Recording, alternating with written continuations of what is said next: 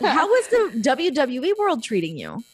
Really good. I mean, I drop your name every chance I get. Like, I have no shame in that whatsoever. I'm just like, I will be that person. It's like, oh, like, I'm new. I'm Jackie. Like, do you know Renee? Yeah, I know her. Like me. Please like me.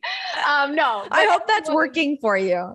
working wonders, Great. especially with like the Kevin Owens and the Edges of the world. Like, it's a great thing to toss out Well, there. us Canadians got to stick together. We all have each other's Yes. backs for sure. Yes. And you can actually feel that a little bit like backstage. Like it's kind of wild, but no, everyone's been really great, really awesome.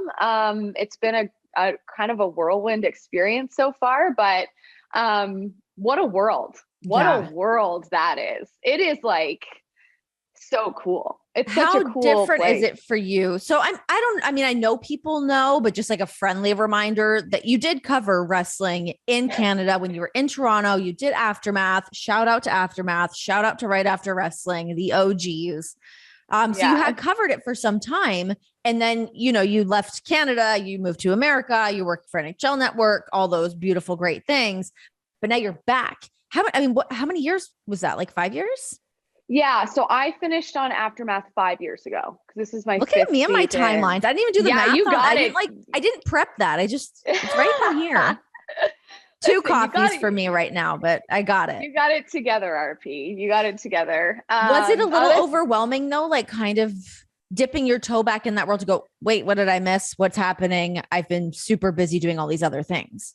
Yes. So two things. Number one, I think having the experience on Aftermath really prepared me to enter that world and that role, because I mean, you hosted Aftermath as well. And you learn a lot about the dialogue around WWE and how you're supposed to present the brand and a lot of the key terms and a lot of the like no terms and that sort of. So it was very like, I felt like I was a step ahead in that regard. For sure. Going into it. We got the list of the words. Yeah. Like, it's not a belt. Yes, it's not a belt. A belt holds up your pants. Yeah, exactly. So like those little things. And then, but being away for 5 years, like you do miss things. And when I came to NHL Network, like full transparency, I was all in. I mean, I was like, okay, it is nothing but hockey here. Hockey has always been my dream. You know that. Yeah. And so for me, it was like, this is the opportunity of a lifetime to host my own 2-hour show where we're talking the whole time. Like, what a dream. So for me, it was reading everything I could, watching everything. I was just all immersed in the hockey world and the NHL world. So I wasn't watching wrestling. So when the opportunity came up, I jumped at it, but I also, and I called you too. I was like, should I do this? What do you think about this? Is this a good idea? Yeah. And, but yeah, I had visa issues. So I love a good visa issue. Love it.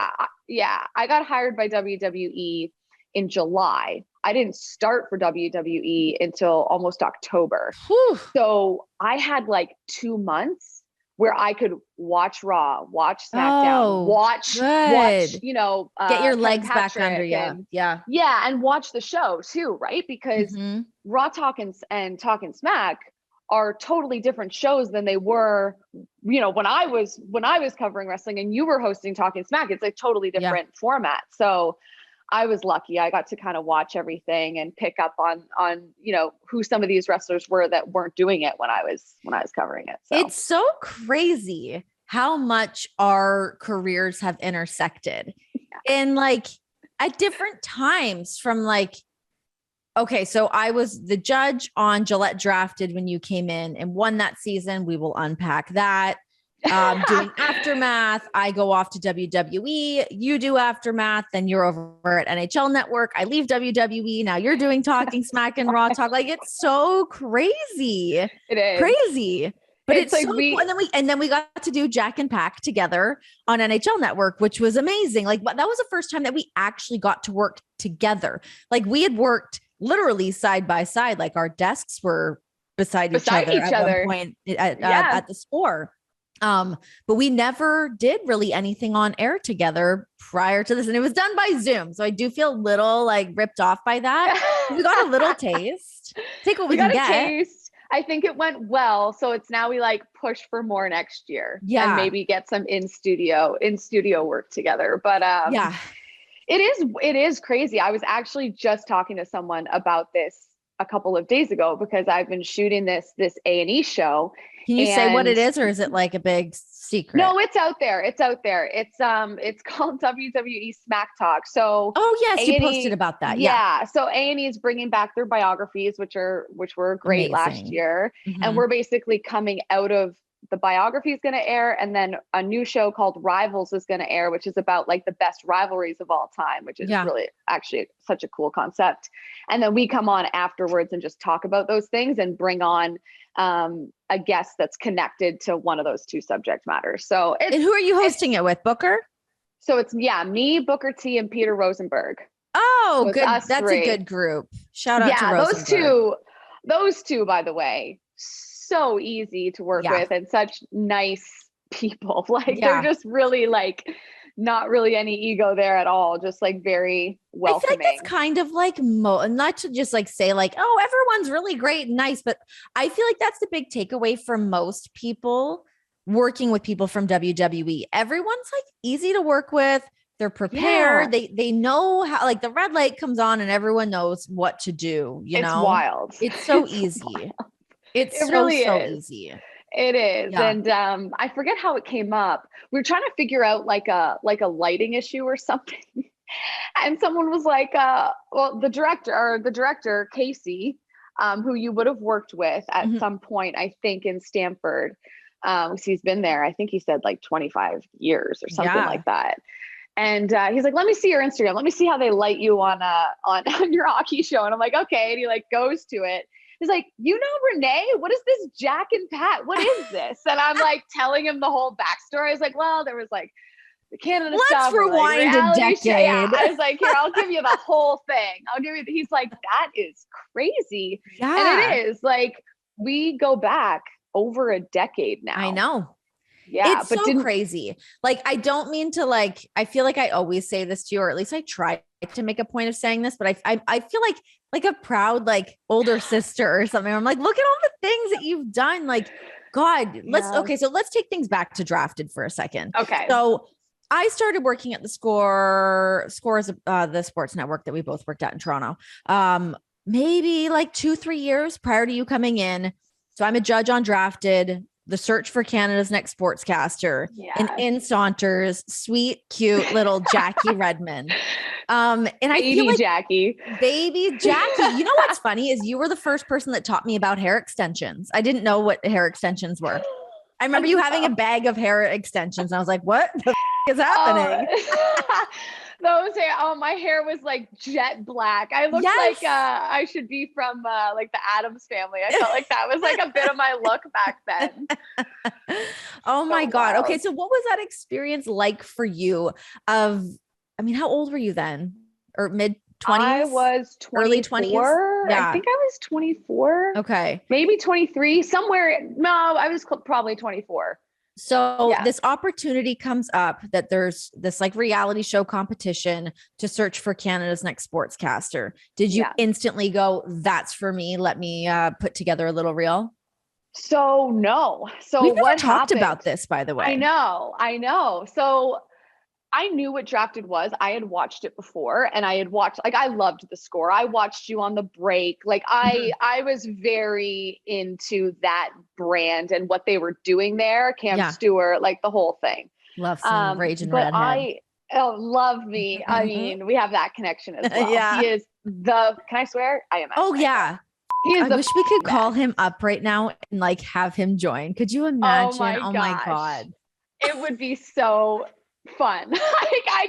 I would love, like, I still remember, not to go off track here, but do you remember you had left for WWE and you were back in Toronto for something, and you met up with me and Cam, and you brought John, and we went to Gabby's down the street from the Score. That. Yeah. And we all had lunch, and it was just such a funny combo. Like the Raging Redhead and your soon to be husband, like having a pop.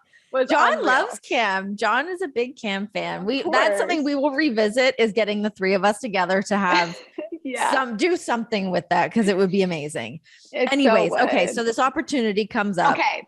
So this opportunity comes up. I was working in radio in London, and this opportunity comes up to audition for this hockey show, this daily hockey show. They're looking for a male and a female, like in their early to late 20s, to host this show. Didn't know the network, didn't know anything. A friend of mine, a girl that I worked with, she was an actress before her radio morning show gig. So she used to get all these casting alerts. She goes, "You'd be perfect for this. It's hockey." Like, sends it to me and is like, "You should apply." And I'm like, I have no headshots. I have no reel. I have, pretty much next to no experience in anything except, college and some volunteer work outside of school. But I put an application together. I took headshots with my sister in my parents' front entrance. Like, oh my God. That's what I did. And I please tell me you still have those. I'm sure that I could dig them up in my email somewhere. That would be great. So I apply and they pick me to go to a first call. And I'd never done any sort of audition at all. Like, I come in and they're like, "What's your actra?" And I'm like, "What the is that?" Like, I don't even know what that means. They're like, "Just say your name and give us your phone number." Like, to the, like whatever, like to the camera. Yeah. So I went through that process for like 6 months. I had found out that it was for the Score. It was going to be this daily hockey show.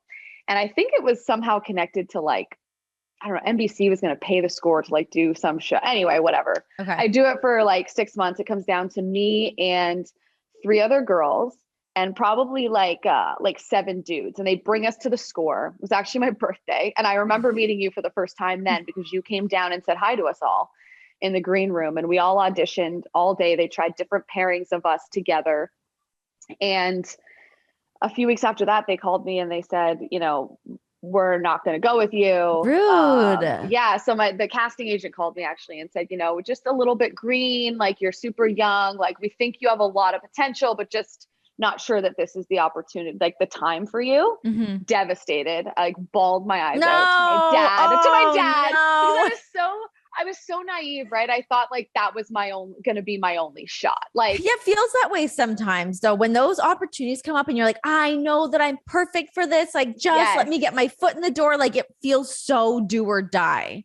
Exactly. And so I was devastated. And then maybe 3 weeks later, the casting agent calls me and says, "Hey," I'm like, "Of course I remember." And so she goes, "There's this reality show, Gillette Drafted, the same producers that you were auditioning for this hockey show that you didn't get, think that you should go on this show. They want to see more of you. This is a great opportunity to kind of like put you to the test and see, what you can handle.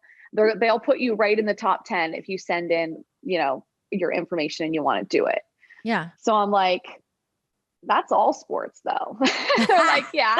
I'm like, "Yeah, but like your girl doesn't know shit about soccer," that's what I said, which is funny because as you know, the final challenge, I'm sent to go cover like a soccer match. That's like, right. Yeah. So that's how I got on that show, was just like I had gone through this crazy process and didn't get something. And then, that's why you should always try everything, because you just don't know like where it's going to lead. Totally. Like who you're going to get in front of. And it is having that experience too. I mean, also let's harden the shell up a little bit. We don't, you got to like get out there, lose out on some jobs, know what that feels like. Cause God, is that not the most annoying shit to go through, but it happens throughout your entire career, right? Totally. Like even once you experience success, like you don't get things that you want. So annoying as all hell. Give me the things that I want. Yeah. You got to be ready for that. You got to be ready to be pissed off. Like I was perfect for that. How didn't they pick me? Whatever. I feel like, so when you came in and did Drafted though, I always felt that you were like kind of head and shoulders above everybody. I remember a moment when I was like, "Oh, okay." I don't remember exactly what the challenge was.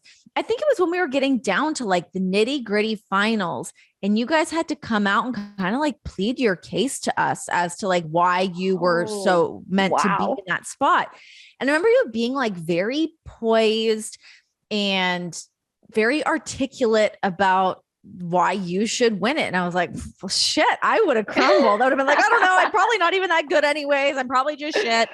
But I feel like you like really nailed that. I can like remember, I can like mentally like drop back into that moment of that happening, Wow. like being See, nervous for you guys.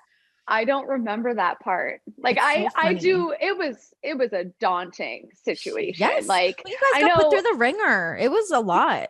well, I remember coming out of that too, right?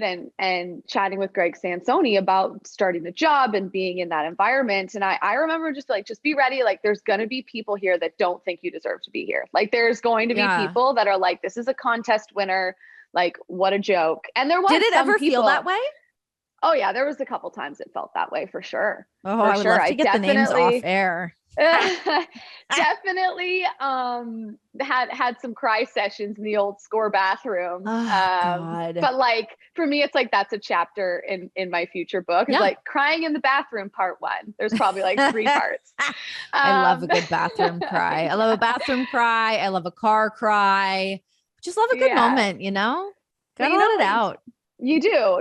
And like that's just part of the roller coaster Mhm. of the business. Cause part of it is me too, like just caring so much that like Sure. little things that happen, they affect you. And like that's totally fine.